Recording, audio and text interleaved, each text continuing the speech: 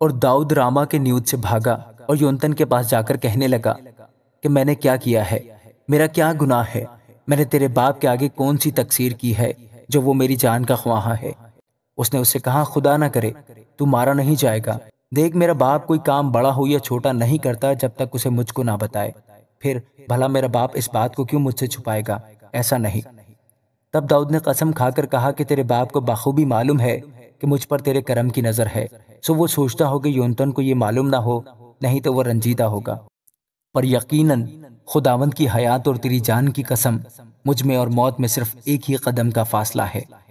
تب یونتن نے داؤد سے کہا کہ جو کچھ تیرا جی چاہتا ہے میں تیرے لیے وہی کروں گا۔ داؤد نے یونتن سے کہا کہ دیکھ کل نیا چاند ہے اور مجھے لازم ہے کہ بادشاہ کے ساتھ کھانے بیٹھوں، پر تو مجھے اجازت دے کہ میں پرسوں شام تک میدان میں چھپا رہوں، اگر میں تیرے باپ کو یاد آؤں تو کہنا کہ داؤد نے مجھ سے واجد ہو کر رخصت مانگی تاکہ وہ اپنے شہر بیت لحم کو جائے، اس لیے کہ وہاں سارے گھرانے کی طرف سے سالانہ قربانی ہے۔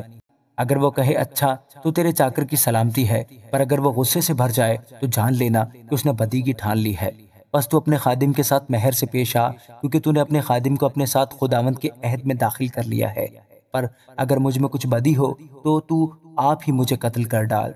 تو مجھے اپنے باپ کے پاس کیوں پہنچائے؟ یونتن نے کہا ایسی بات کبھی نہ ہوگی، اگر مجھے علم ہوتا کہ میرے باپ کا ارادہ ہے کہ تجھ سے بدی کرے تو کیا میں تجھے خبر نہ کرتا؟ پھر داؤد نے یونتن سے کہا اگر تیرا باپ تجھے سخت جواب دے تو کون مجھے بتائے گا؟ یونتن نے داؤد سے کہا چل ہم میدان کو نکل جائیں، چنانچہ دونوں میدان کو چلے گئے۔ تب یونتن داؤد سے کہنے لگا خداوند اسرائیل کا خدا گواہ رہے کہ جب میں کل یا پرسوں ان قریب اسی وقت اپنے باپ کا بھید لوں اور دیکھوں کہ داؤد کے لیے بھلائی ہے تو کیا میں اسی وقت تیرے پاس کہلانا بھیجوں گا اور تجھے نہ بتاؤں گا؟ خداوند یونتن سے ایسا ہی بلکہ اس سے بھی زیادہ کرے، اگر میرے باپ کی یہی مرضی ہو کہ تجھ سے بدی کرے اور میں تجھے نہ بتاؤں اور تجھے رخصت نہ کر دوں تاکہ تو سلامت چلا جائے اور خداوند تیرے ساتھ رہے جیسا وہ میرے باپ کے ساتھ رہا، اور صرف یہی نہیں کہ جب تک میں جیتا رہوں تب ہی تک تو مجھ پر خداوند کا سا کرم کرے تاکہ میں مر نہ جاؤں، بلکہ میرے گھرانے سے بھی کبھی تو اپنے کو باز نہ رکھنا، اور جب خداوند تیرے دشمنوں میں سے ایک ایک کو زمین پر سے نیست و نابود کر ڈالے تب ہی ایسا کرنا۔ سو یونتن نے داؤد کے خاندان سے عہد کیا اور کہا کہ خداوند داؤد کے دشمنوں سے انتقام لے، اور یونتن نے داؤد کو اس محبت کے سبب سے جو اس سے تھی دوبارہ قسم کھلائی، کیونکہ وہ اس سے اپنی جان کے برابر محبت رکھتا تھا۔ تب یونتن نے داؤد سے کہا کہ کل نیا چاند ہے اور تو یاد آئے گا کیونکہ تیری جگہ خالی رہے گی، اور اپنے 3 دن ٹھہرنے کے بعد تو جلد جا کر اس جگہ آ جانا جہاں تو اس کام کے دن چھپا تھا، اور اس پتھر کے نزدیک رہنا جس کا نام ازل ہے، اور میں اس طرف 3 تیر اس طرح چلاؤں گا گویا نشانہ مارتا ہوں،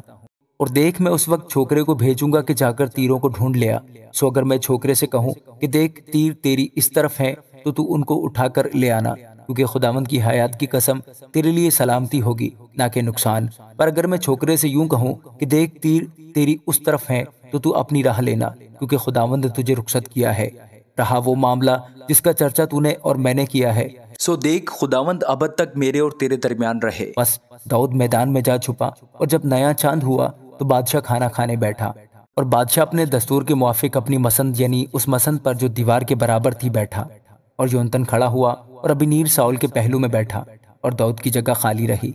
لیکن اس روز ساؤل نے کچھ نہ کہا، کیونکہ اس نے گمان کیا کہ اسے کچھ ہو گیا ہوگا، وہ ناپاک ہوگا، وہ ضرور ناپاک ہی ہوگا۔ اور نئے چاند کے بعد دوسرے دن داؤد کی جگہ پھر خالی رہی۔ تب ساؤل نے اپنے بیٹے یونتن سے کہا کہ کیا سبب ہے کہ یسی کا بیٹا نہ تو کل کھانے پر آیا نہ آج آیا ہے؟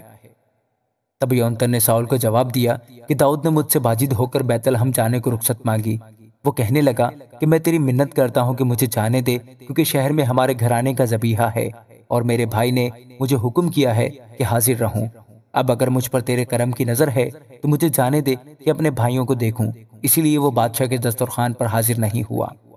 تب ساؤل کا غصہ یونتن پر بھڑکا، اور اس نے اس سے کہا اے کج رفتار چنڈالن کے بیٹے، کیا میں نہیں جانتا کہ تو نے اپنی شرمندگی اور اپنی ماں کی برہنگی کی شرمندگی کے لیے یسی کے بیٹے کو چن لیا ہے؟ کیونکہ جب تک یسی کا یہ بیٹا روئے زمین پر زندہ ہے نہ تو تجھ کو قیام ہوگا نہ تیری سلطنت کو، اس لیے ابھی لوگ بھیج کر اسے میرے پاس لا، کیونکہ اس کا مرنا ضرور ہے۔ تب یونتن نے اپنے باپ ساؤل کو جواب دیا وہ کیوں مارا جائے؟ اس نے کیا کیا ہے؟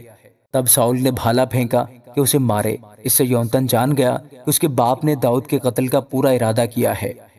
سو یونتن بڑے غصہ میں دسترخوان پر سے اٹھ گیا اور مہینہ کے اس دوسرے دن کچھ کھانا نہ کھایا، کیونکہ وہ داؤد کے لیے رنجیدہ تھا، اس لیے کہ اس کے باپ نے اسے رسوا کیا۔ اور صبح کو یونتن اسی وقت جو داؤد کے ساتھ ٹھہرا تھا میدان کو گیا، اور ایک چھوکرا اس کے ساتھ تھا، اور اس نے اپنے چھوکرے کو حکم کیا کہ دوڑ اور یہ تیر جو میں چلاتا ہوں ڈھونڈ لا۔ اور جب تک وہ لڑکا دوڑا جا رہا تھا تو اس نے ایسا تیر لگایا جو اس سے آگے گیا، اور جب وہ چھوکرا اس تیر کی جگہ پہنچا جسے یونتن نے چلایا تھا تو یونتن نے چھوکرے کے پیچھے پکار کر کہا، کیا وہ تیر تیری اس طرف نہیں؟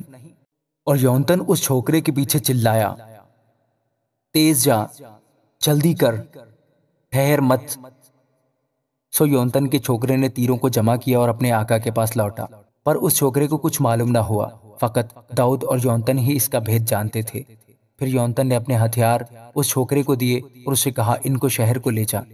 جو ہی وہ چھوکرا چلا گیا، داؤد جنوب کی طرف سے نکلا اور زمین پر اوندھا ہو کر 3 بار سجدہ کیا، اور انہوں نے آپس میں ایک دوسرے کو چوما اور باہم روئے، پر داؤد بہت رویا۔ اور یونتن نے داؤد سے کہا کہ سلامت چلا جا، کیونکہ ہم دونوں نے خداوند کے نام کی قسم کھا کر کہا ہے کہ خداوند میرے اور تیرے درمیان اور میری اور تیری نسل کے درمیان ابد تک رہے۔ سو وہ اٹھ کر روانہ ہوا اور یونتن شہر میں چلا گیا۔ آمین۔